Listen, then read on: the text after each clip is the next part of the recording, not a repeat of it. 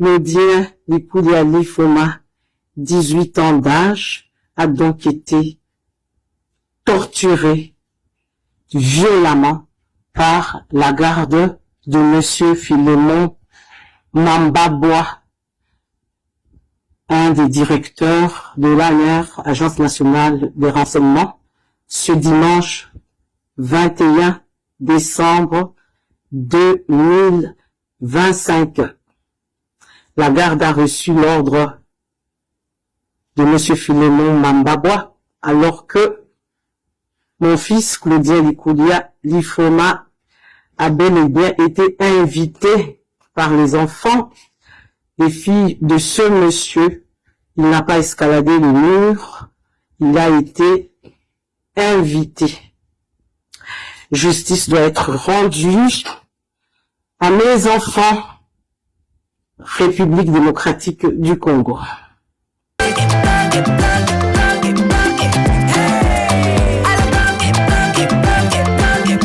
Oyoki elengi ya Congo. Tapelema.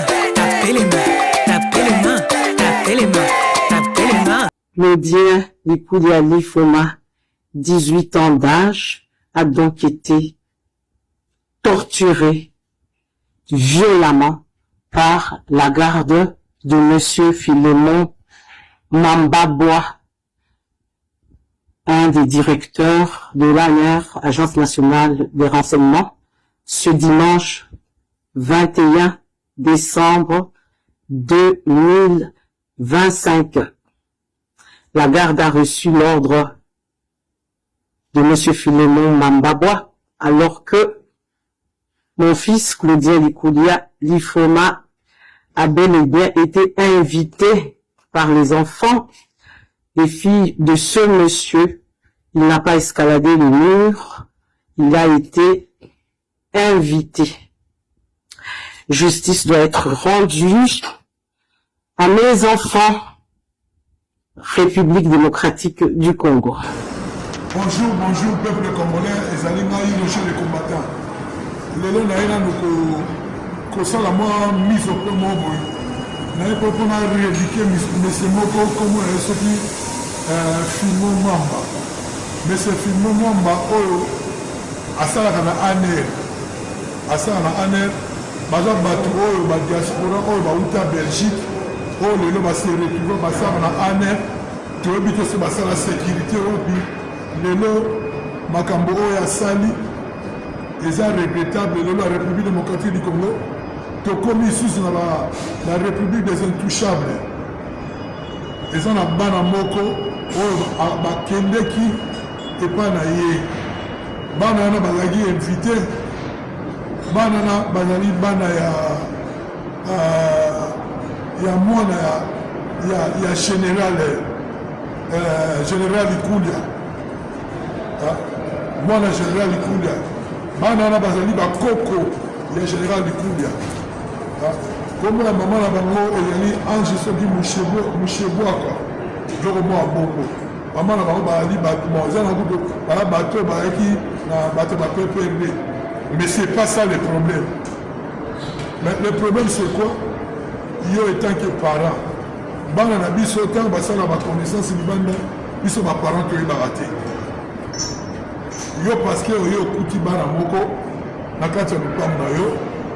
Na bana na mwana na yo allez otomboki opesi ore bashikote bana wana babeti bana na lokola bana ngo bajambaki mir na kati bajambaki mir epa na yo ou bakangai bango ou mpe bazoyiba okuti bango na mwana na yo parce que toyebi bino bosala biloko na bino bamontage après lebe ekomaki bana wana balingaki baviole mwana non bana wana bayebani na mwana na yo bazalaki invité epa na yo soki epa na yo ezalaka chien méchant interdit na bato baya bakota mais il fallait éduquer mwana na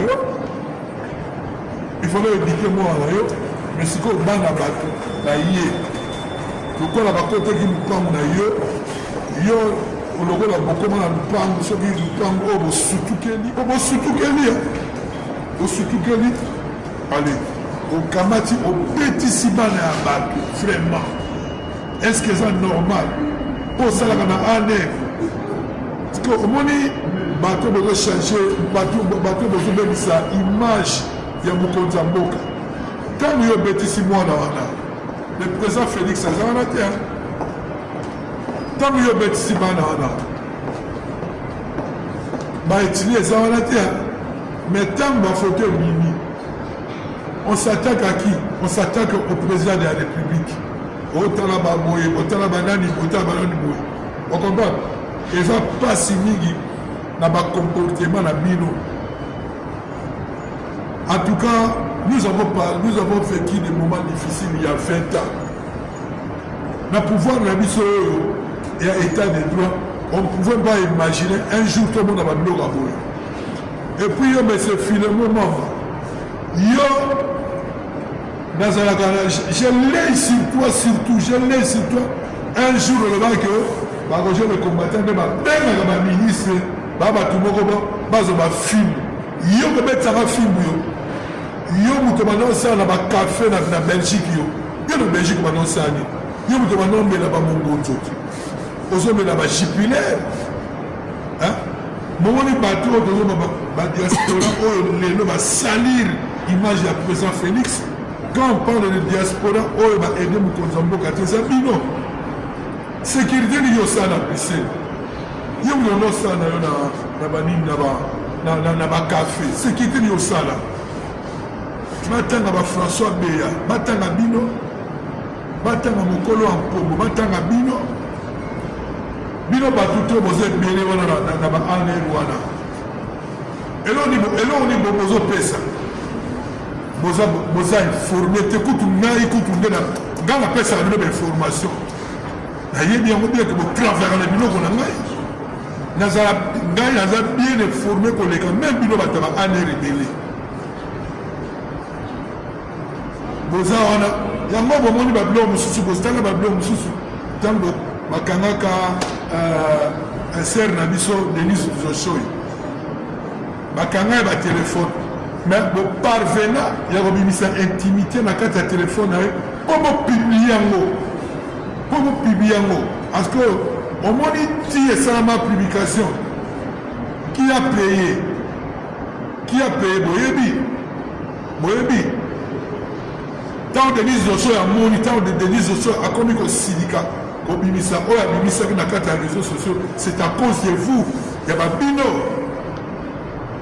na aner wana mosala moko bosala ya balonga te oyo balisete oyo babino wana vous apportez rien du tout insécurité eza na bamobondo tomonaki kuna bamobondo bakotaki kote kunaka nono ya Kinshasa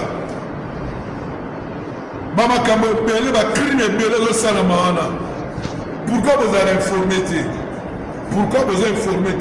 Même moi qui est en Europe là, je suis bien informé que vous. Je sais avec ma vidéo, vous travaillez avec ma vidéo dans ma et puis yo Mamba, finalement, je l'ai sur toi. Et sachez-le bien que j'ai ton numéro, je vais t'appeler au collègue tribunal. On devait au Betiba Nawana.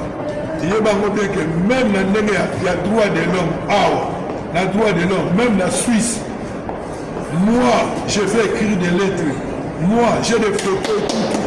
Il y a que la France n'a pas habilité.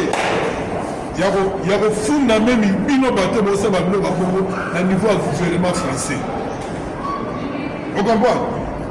Bino bateau n'importe quoi. Alors, qui va payer ça? C'est mon Konzamboka. Un filement ça dans l'année. Il se croit que lui, intouchable, à séquestrer Bango, à Betty Bango. Pourquoi pas que l'État, qu'un parent, s'il y avait des bêtises entre les enfants et tout, tu aurais dit quand même appeler leur maman. On comprend? Est-ce que Bango n'a pas la couleur politique? Ils ne sont pas dans la couleur politique. On comprend? Mais Koko ya Banana, général de Koulia. Il y a justice, c'est lui. C'est regrettable. Tout le monde a banani bamasi Chibangu bazorakote babobard baza kodédouanier nanga. Mais pourquoi bokangi bango te? Il faut bokanga ete. Pourquoi bokangi ete? Bozotala ye des points des mesures. Mais bino boprofitaka mpona faible. Obikiel la République comproclamer la République intouchable. Un jour ça va finir. Claudien Likulia Lifoma, 18 ans d'âge, a donc été torturé violemment par la garde de Monsieur Philémon Mambabwa, un des directeurs de l'ANR, Agence nationale des renseignements, ce dimanche 21 décembre 2025. La garde a reçu l'ordre de Monsieur Philémon Mambabwa, alors que mon fils, Claudien Likulia Lifoma, a bel et bien été invité par les enfants et filles de ce monsieur.